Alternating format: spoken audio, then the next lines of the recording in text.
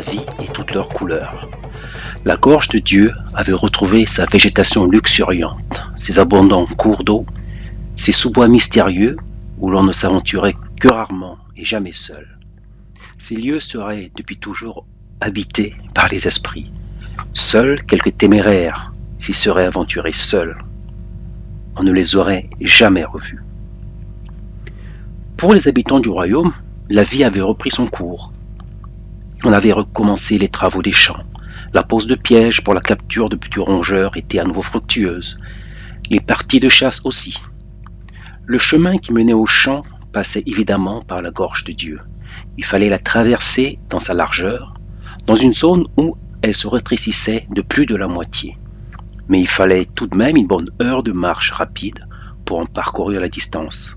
Aussi, fallait-il se lever avant l'aube pour partir dès les premières lueurs du jour et s'arranger pour ne pas rentrer après la tombée de la nuit. Dans le sens de la longueur, la gorge de Dieu était une véritable muraille naturelle. S'y risquer sans y avoir ses repères relevait de l'inconscience. Et surtout, les points d'eau qui s'y trouvaient n'étaient pas tous accueillants. Cela faisait maintenant plusieurs lunes que Louhémo avait accueilli son nouvel hôte, celui que ses habitants considéraient comme leur sauveur. Depuis sa défaite au défi face à la princesse, Cana avait été bien accepté dans le village. On accepte toujours mieux un perdant plutôt que quelqu'un qui vient vous vaincre sur vos terres. Le prince avait ainsi su s'attirer la sympathie des habitants de Louhémo, de Kiasi et de Cécé. À plusieurs reprises, il avait organisé des fêtes, y conviant les habitants des 3 villages dont quelques-uns s'étaient risqués après la nuit tombée à traverser la gorge de Dieu rien que pour assister. On résiste difficilement à la tentation de passer une nuit entière à danser, à boire et à manger, surtout lorsque l'on en a été privé pendant une longue période et que ce n'était déjà pas si fréquent avant. Cana le savait. Il lui fallait conditionner le peuple du roi Bidier, lui faire perdre ses bonnes habitudes. Le roi Bidier avait offert au jeune prince de larges parcelles de terre formant un domaine déjà assez conséquent en guise de remerciement pour le bien-être qu'il avait apporté au royaume.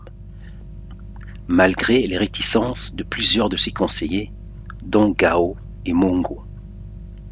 Gao et Mongo, 2 individus que Cana considérait déjà comme des obstacles majeurs à la réalisation de ses projets. Il lui faudrait faire le nécessaire. Dans la grande salle du palais, on commençait à s'inquiéter. Mais que font-ils donc, râla Kalanda. Cela fait un bon bout de temps qu'ils devraient être là. Attendons encore un petit peu, dit le roi. Peut-être prennent-ils un petit bain dans nos irrésistibles cascades avant de nous rejoindre. La plaisanterie fit sourire les membres du conseil, puis l'attente continua.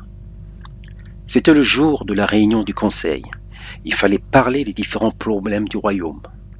Cette réunion, qui avait lieu à chaque nouvelle lune, était devenue presque de la routine avant la sécheresse, car le royaume ne manquait de rien et les habitants vivaient tranquilles, sans problème majeur. Puis il y avait eu cette sécheresse. Les 2 autres villages étaient venus se réfugier à Louhémo, comme à chaque période de difficulté. L'union fait la force. Mais cela n'était pas propre à Louhémo. D'autres contrées procédaient également de la même manière. Les gens se contentaient de peu et étaient prêts à le partager au besoin. Le conseil avait réussi à gérer cette période délicate.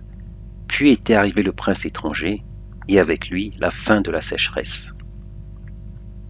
Cana et son style de vie peu commun dans le royaume, à croire qu'il s'efforçait de rendre tout le monde agressif, sans pourtant pouvoir en être tenu pour responsable. Seule une personne avisée et vigilante pouvait remarquer la lente et sûre machination entreprise par le jeune prince. Gao et Mongo en étaient, à tel point que Mongo avait, à un moment, demandé à ce que la réunion soit avancée. Puis ils étaient ravisés, expliquant que rien ne pressait. Mais il avait toutefois confié à Gao qu'il avait noté des faits quelque peu anormaux ces derniers temps à Cécé. Cécé, qui était le village dont Kalanda avait la charge et où Cana avait son domaine. Qu'avait donc pu noter Mongo que Caladan lui-même n'avait pas remarqué. Apparemment, il n'en avait pas touché mot au roi. « Que l'on envoie de garde à leur rencontre, » ordonna ce dernier. Le premier conseiller s'était méfié de Cana dès le premier jour où il l'avait vu. Ce grand et beau garçon lui paraissait un peu trop pitoyable dans son récit, et trop généreux avec ses hôtes pour être tout à fait honnête et de bonne foi. Et la tournure que prenaient imperceptiblement les événements le renforçait dans sa conviction. Mais le roi ne semblait pas y prêter attention. Il fallait le convaincre du danger avant qu'il ne soit trop tard. Peut-être qu'avec ce que Mongo avait à dire... Soudain, des cris retentirent à l'extérieur de la salle. Puis la porte s'ouvrit sur un garde essoufflé. « C'est affreux, Majesté. Mongo !» Il arrivait à peine à reprendre son souffle. « Parle, voyons !» s'inquiéta Gao. « Il est mort. » Le corps du conseiller en charge de Kiasi gisait dans une clairière à une vingtaine de pas du chemin qui traversait la gorge du dieu. À quelques mètres à peine des premiers fourrés qui constituaient une bonne partie de l'immense crevasse naturelle et d'où il venait visiblement. Les traces qu'il y avait ne laissaient aucun doute. Il avait rampé pour tenter de rejoindre le chemin. Mais pourquoi l'avait-il quitté? Et où étaient donc ses deux adjoints? Car il n'était bien entendu pas seul à se rendre à la réunion. Gao s'approcha du corps sans vie de Mongo et s'arrêta net. Il se pencha pour se faire une meilleure opinion de ce qu'il croyait voir. Il n'y avait aucun doute. Les mêmes petites blessures au cou que sur le vieux guérisseur Wazahaba. La cause de la mort était visiblement la même. Il y avait pourtant quelque chose en plus. De minuscules poils d'un jaune sombre collés au sang qui s'était échappé de la blessure. « Nous avons apparemment affaire à un bourdon, » dit le roi qui s'était aussi rapproché.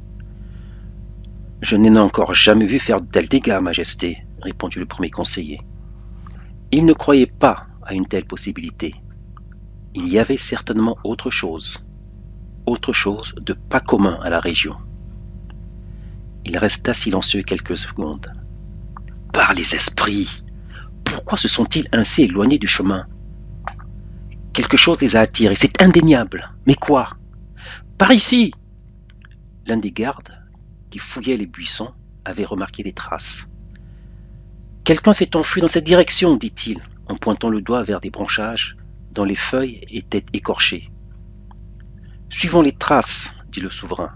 Que 5 gardes restent à veiller le corps. Les autres, venez avec nous. » Le groupe s'engagea dans les sous-bois, 2 gardes ouvrant la marche, dépistant les indices laissés par le fugitif.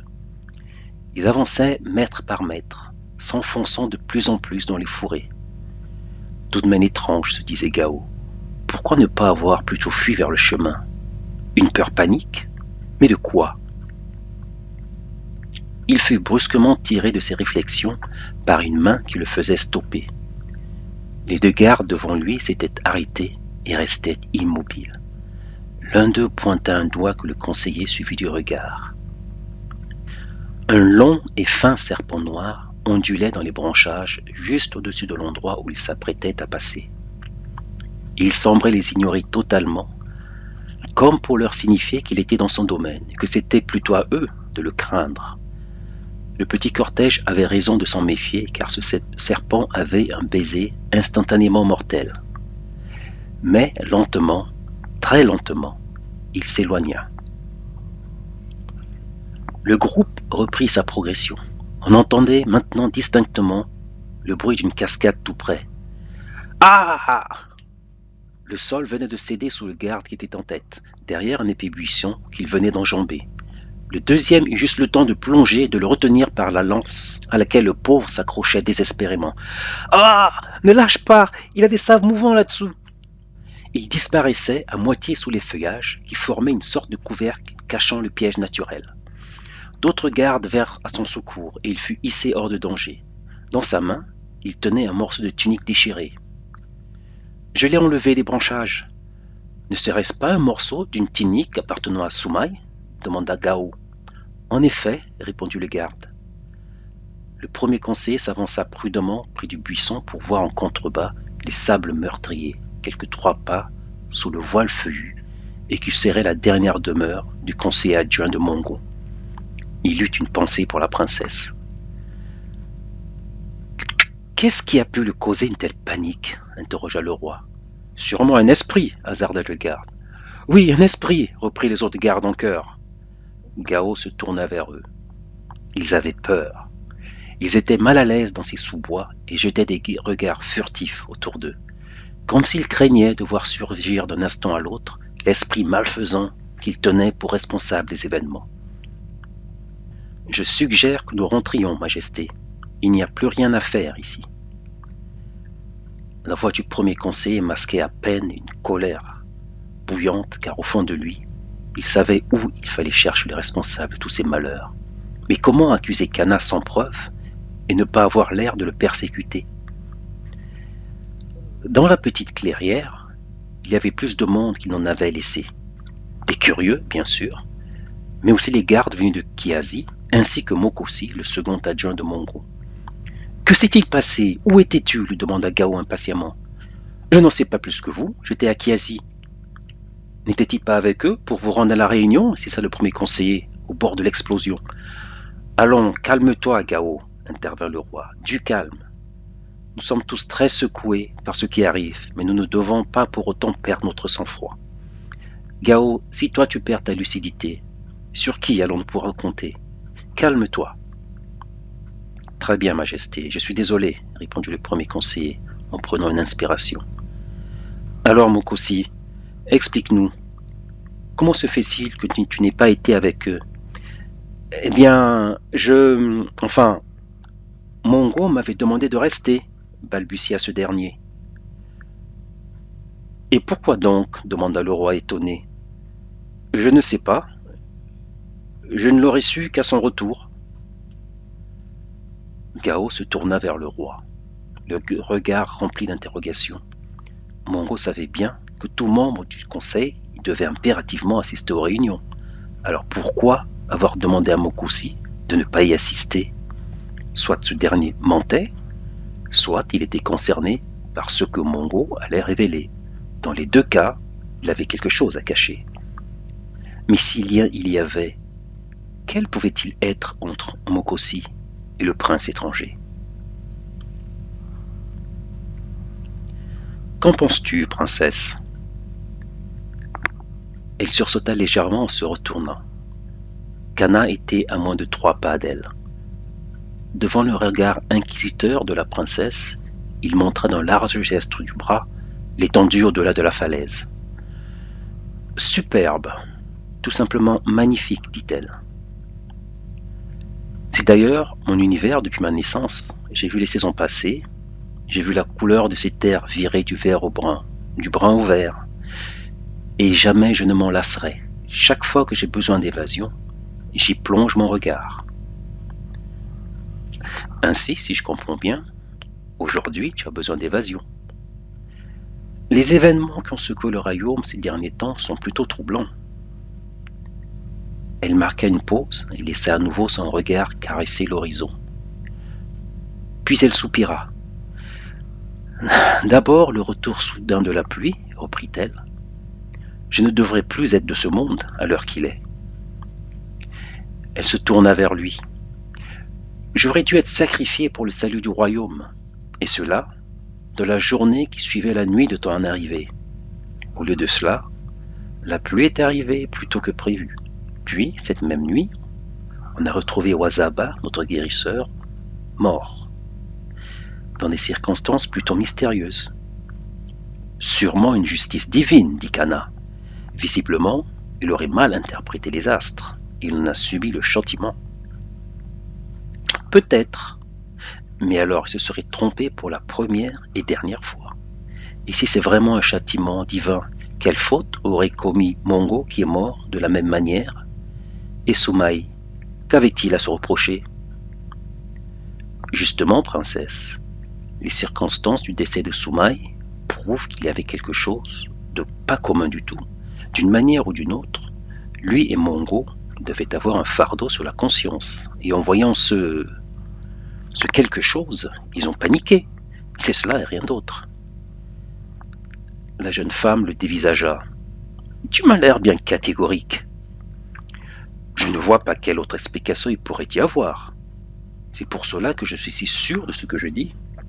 Et toi, as-tu une autre explication? Elle éluda la question en tournant à nouveau son regard vers l'horizon. En tout cas, la personne qui aurait pu nous éclairer sur tout cela nous quittait alors que tout commençait, dit-elle pensivement. Qui donc? Wazaba, notre défunt guérisseur. Ah! En tout cas, tu devrais t'estimer heureuse de ne pas avoir été victime de son erreur. Tu ne serais plus là pour parler de tout ça. Et moi, je n'aurais jamais connu un regard aussi troublant et... Je crois qu'on en a besoin de toi, le coupa la princesse en voyant venir un garde vers eux. Pour elle, on n'aurait pas envoyé un garde, on l'aurait tout simplement appelé. Un éclair traversa les yeux du prince lorsqu'il les porta sur le garde en se retournant. Le pauvre homme en eut des frissons dans le dos. En le regardant s'éloigner, la princesse se dit qu'il avait décidément quelque chose de mystérieux, ce bel homme. Pourquoi raconter que les esprits étaient responsables de ses décès, alors qu'il n'était visiblement pas homme à se laisser impressionner par de telles croyances? Il ne croyait certainement même pas à un dieu. En tout cas, il ne semblait pas leur accorder une quelconque importance. Et si, après tout, Gao avait raison? Contrairement à son père, qui s'obstinait à ne voir qu'un ex-futur roi désemparé, qu'il fallait comprendre car il ne savait plus trop ce qu'il faisait, il lui était très difficile d'oublier ce qu'il avait vécu, notamment de n'avoir pas accédé au trône comme cela lui revenait de droit. Peut-être avait-il raison, son cher père, mais Kana avait toujours donné l'impression de savoir maîtriser ses nerfs, à quel point qu'il ne pouvait certainement pas se laisser aller à de tels sentiments. Mais le roi semblait un peu trop préoccupé par la volonté divine pour se rendre compte de ce contraste chez son hôte. Et la reine, quant à elle, s'en remettait totalement à son mari. En outre, elle considérait Kana comme étant le sauveur du royaume et surtout de sa fille. Il était difficile qu'elle puisse voir le mal en lui. Mais s'il était vraiment en danger pour le royaume, comme l'affirmait avec tant de conviction Gao, il faudrait se tenir sur ses gardes. Le soleil avait commencé à décliner, mais Kana ne s'en faisait guère. Il entreprit, avec Opoku, qui était venu le quérir, de retourner à son domaine. Ce cher Bitier, quel homme généreux! Ils savaient tous deux que le temps qu'ils traversent la gorge de Dieu, l'obscurité les aurait enveloppés depuis déjà un bon moment, mais qu'importe, ils n'avaient rien à craindre. Les esprits malfaisants ne l'étaient que pour ceux qui y croyaient, les craignaient, ou encore qui n'avaient aucun moyen de les contrôler. Ils croisèrent quelques groupes de paysans attardés qui s'empressaient de rejoindre leur demeure. « Bonsoir à toi, prince » faisait-il avec respect à cet homme qui leur avait apporté la pluie et l'abondance. Certains se prosternaient presque. Il leur répondait d'un hochement de tête. « Pourquoi cet empressement venant me chercher » demanda-t-il. « Loki voudrait te voir, maître. Il affirme que cette entreprise commence à trop durer et que le temps presse. Ce ne sera certainement pas en s'impatientant que cela s'arrangera, dit le prince avec une pointe d'irritation. Il s'imagine peut-être qu'il me suffit de claquer les doigts pour assouvir ses ambitions. Rappelle-lui que nous avions convenu que cela prendra le temps qu'il faudra. Après tout, le temps que nous perdons aujourd'hui, nous le rattraperons hier. Il ponctua cette dernière phrase d'un ricanement en regardant Opoku du coin de l'œil. Ce dernier sourit en jetant un regard devant puis derrière eux. Mais ils étaient bien seuls et les derniers rayons de soleil avaient disparu derrière la cime des hauts arbres qui logeaient dans l'immense crevasse. « Je n'irai pas le voir. Cela pourrait l'irriter, maître. Et alors, il a autant besoin de moi que moi de lui. Je dirais même que lui a plus besoin de moi. C'est dans son intérêt d'être aussi patient que je le suis. Qu'il sache dès maintenant qu'il faudra encore du temps. Ce ne sera pas aussi facile que l'on pourrait l'imaginer. Il ne faut pas brusquer ce peuple. Ce que nous lui avons fait vivre jusqu'à présent est bien assez éprouvant. mais il va nous falloir ruser encore plus. Alors je le répète, il faut qu'il soit patient, très patient. Très bien, maître, j'y vais immédiatement. Puis il disparut dans les fourrés.